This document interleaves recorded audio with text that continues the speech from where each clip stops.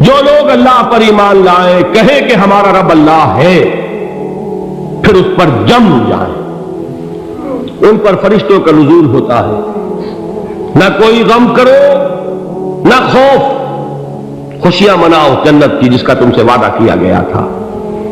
اللہ کی ربوبیت پر اطمینان جب انسان کو ہو جاتا، میرا رب اللہ ہے، ربی اللہ، انسان کے لیے نہ کوئی کھٹکا، نہ کوئی خطرہ، نہ کوئی خوف، نہ کوئی حزن۔ جو کچھ ہو رہا ہے کس کے اذن سے ہو رہا ہے؟ اللہ کے اذن سے۔ اللہ کے اذن کے بغیر پتا تک نہیں ہلتا۔ یہ کوئی اندھا بہرا مادہ نہیں ہے جس سے مجھے کوئی خوف ہو۔ اندھا بھینسا چلا رہا ہو اس سے تو ڈرنے کا ہر انسان کو ڈرنا چاہیے، نہ معلوم کس کو ٹکر مار دے، لیکن نہیں، اس کائنات کو چلانے والا ایک سمیع و بصیر خدا ہے۔ وہ جو میرا دوست ہے، میرا ولی ہے، اللہ ولی الذین آمنوا یخرجہم من الظلمات الی النور، اللہ اہل ایمان کا ولی ہے، ساتھی ہے، پشت پناہ ہے، مددگار ہے، حمایتی ہے۔ بتائیے جسے یقین ہو جائے کہ اللہ میرا مددگار، اللہ میرا محافظ، اللہ میرا پشت پناہ، اللہ میرا حمایتی، اس کے لیے کوئی خوف ہوگا؟ اس سے کوئی ڈر ہوگا؟ میں مثال دیا کرتا ہوں ایک بہت سادہ، پنجاب کے دیہات کی۔ کوئی بڑا چودھری ہے اور کوئی غریب کسان ہے۔ اس غریب کسان کے جانوروں کو ہر وقت اندیشہ ہوگا چوری کا، کوئی میری بھینس کھول کر نہ لے جائے، کوئی میرا بیل کھول کر نہ لے جائے۔ لیکن جس کے بارے میں یہ سب کو معلوم ہو کہ وہ جو بڑا چودھری ہے وہ اس کا دوست ہے، اس کی بچیا کو کوئی خوف ہوگا؟ اس کی بھینس پر کوئی ہاتھ ڈالے گا؟ اسے کوئی اندیشہ ہوگا؟ نہیں۔ کیوں؟ کہ وہ بڑا چودھری، بڑا اس کا یہاں کا سردار، جاگیردار، سب کو معلوم ہے وہ میرا دوست ہے، کوئی میرے خلاف اقدام نہیں کر سکتا۔ اس دنیا میں یہ چھوٹی سی بات اگر آپ کے دلی اطمینان اور سکون کا باعث بن سکتی ہے تو ذرا تصور کیجئے۔ میں لفظ تصور استعمال کروں گا صرف اس لیے کہ اس کا ہم جس کو کہتے ہیں ادراک اور شعور کر نہیں سکتے، اگر کے ساتھ کر سکتے۔ اگر یقین ہو کہ اللہ میرا مددگار اور یقین ہو کہ اللہ ہر آن میرے ساتھ ہے، پھر کوئی خوف؟ کس کا خوف؟ کوئی شے اللہ سے بالا تر ہے؟ کوئی قوت اس سے زیادہ طاقتور ہے؟ کوئی اس کے ارادے کو بدلنے والا ہے؟ کوئی اس کی مشیت کے آڑے آنے والا ہے؟ یہی بات ہے جو حضور نے فرمائی، یہ ایمان کا حاصل ہے لب لباب، کہ دیکھو اچھی طرح اس بات کو ذہن نشین کر لو، اگر تمام انسان مل کر تمہیں کوئی نقصان پہنچانا چاہے نہیں پہنچا سکتے، مگر جو کچھ اللہ نے لکھ دیا ہو، اور تمام انسان مل کر تمہیں کوئی نفع پہنچانا چاہے نہیں پہنچا سکتے، مگر وہ شے جو اللہ نے طے کر دی۔ آپ پھر میں کہوں گا ذرا طاری کیجئے، اسے فرض کیجئے، اسے سوچئے، اگر اس حدیث پر ہمارا دل ٹھکا ہوا ہو تو کسی سے ڈر ہوگا؟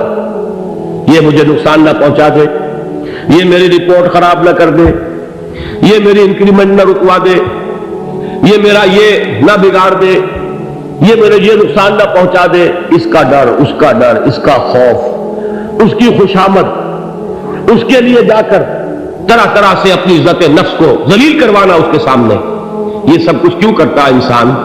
جب سمجھتا ہے کہ اس کے ہاتھ میں میرا کوئی نفع ہے، اس کے ہاتھ میں میرے لیے کوئی ضرر ہے، یہ مجھے کوئی گزن پہنچا سکتا ہے، یہ مجھے کوئی نقصان پہنچا سکتا ہے، یہ میرا کوئی کام بنا سکتا ہے، یہ میری کوئی ضرورت پوری کر سکتا ہے، اسی کا نام شرک ہے۔ جہاں آپ نے یہ سمجھا کہ غیر اللہ کے اندر کوئی طاقت موجود ہے، وہی شرک ہے۔ بتوں سے تجھ کو امید ہے، خدا سے نو امیدی، مجھے بتا تو صحیح اور کافری کیا ہے؟ شرک تو یہ ہے جس پر بھی تمہیں یہ خیال ہے، کلمہ ہے یہ کلمہ سوم، لا حول ولا قوت الا باللہ، ذرا اس پر دل کو کبھی اگر آپ تصور کریں، پھر فرض کریں، دل ٹھک جائے، اس پر کوئی طاقت نہیں۔ یہی بات تھی جو شیخ عبد القادر جیلانی رحمۃ اللہ علیہ نے اپنی وصیت میں اپنے بچے سے کہی. 11ویں دینے والے ہیں لیکن حضرت شیخ عبد القادر جیلانی کی وصیت اور تعلیمات کو کتنے لوگ ہیں تم جانتے ہو؟ یہ جن مقامات تک پہنچے ہیں وہ کس چیز کی بدولت پہنچے؟ انہوں نے جو پیغام دیا وہ کیا تھا؟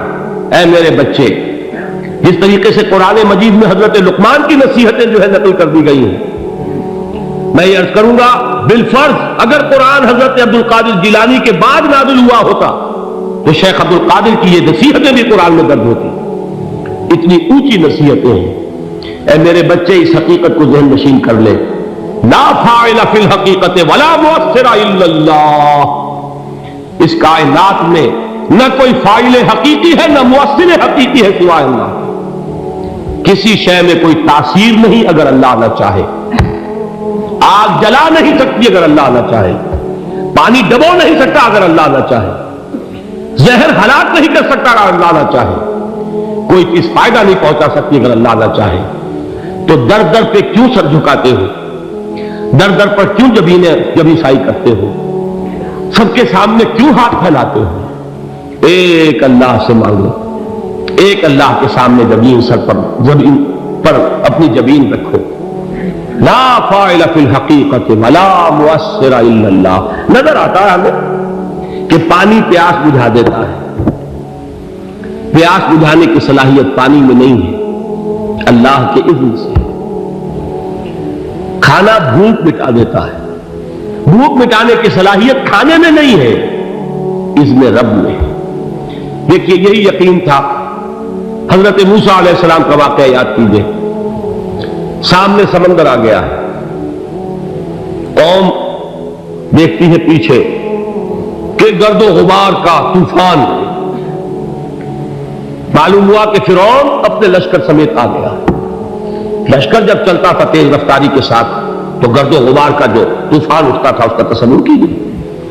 اور لمحہ بلمحہ وہ قریب آ رہا ہے. پوری قوم نے کیا کہا؟ اے موسیٰ انا لمدرکون. اے موسیٰ ہم کو پکڑے گئے.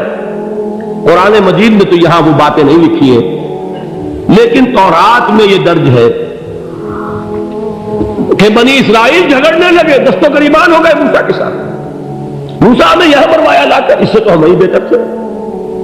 وہاں کھانے کو ملتا تھا، زندگی تو تھی، بیگار ہم کر رہے تھے، موت تو نہیں تھی. اب جو کچھ ہوگا اس کا تصور کرو، جس طریقے سے ہمارے ٹکڑے اڑائے جائیں گے. تو لڑ رہے ہیں حضرت موسیٰ علیہ السلام سے. یہ تورات کی تفصیل ہے. قرآن میں صرف اتنا آیا ہے، پریشان ہو کر انہوں نے کہا انا لمدرکون. موسیٰ ہم کو پکڑے گئے. اس وقت موسیٰ کا جواب کیا ہے؟ کلا ان معی ربی سیہدین. نہیں، میرے ساتھ میرا رب ہے، وہ راستہ دے گا. بتائیے کہاں راستہ نظر آ رہا ہے؟ یہ ہے ایمان بالغیب. راستہ نظر نہ آئے تب اللہ پر یقین ایمان ہے.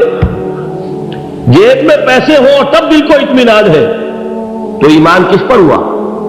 پیسے پر، اللہ پر نہیں. جب وسائل و ذرائع نہ ہو اور پھر یقین ہو کہ اللہ مسبب الاسباب ہے، وہ اسباب کا پابند نہیں ہے، وہ اسباب کا محتاج نہیں ہے، اسباب اس کے محتاج ہے. اگر یہ یقین ہے تو اللہ پر ایمان ہے. یہ نہیں ہے تو تمہارا ایمان اسباب پر ہے، وسائل پر ہے، ذرائع پر ہے، مادیات پر ہے، اللہ پر نہیں. اس وقت کہاں راستہ تھا؟ کوئی راستہ تھا؟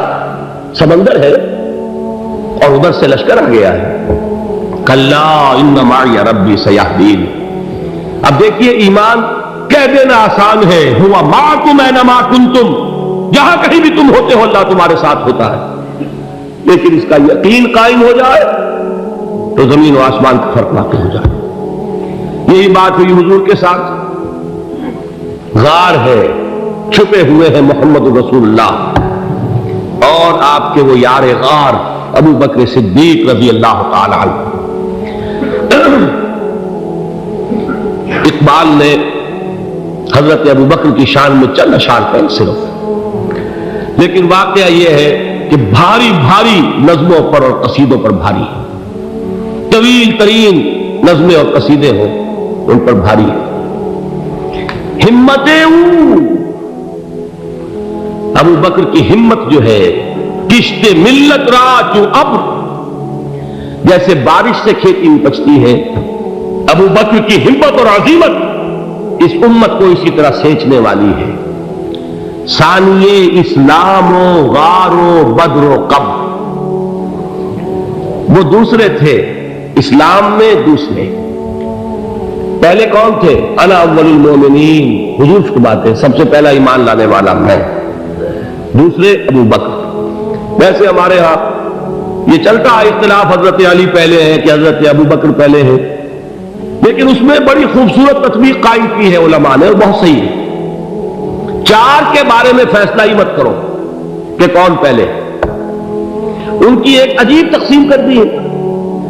آزاد مردوں میں، بالغ مردوں میں سب سے پہلے ابو بکر، بچوں میں سب سے پہلے علی، خواتین میں سب سے پہلے خدیجہ، اور غلاموں میں سب سے پہلے زید بن حارثہ۔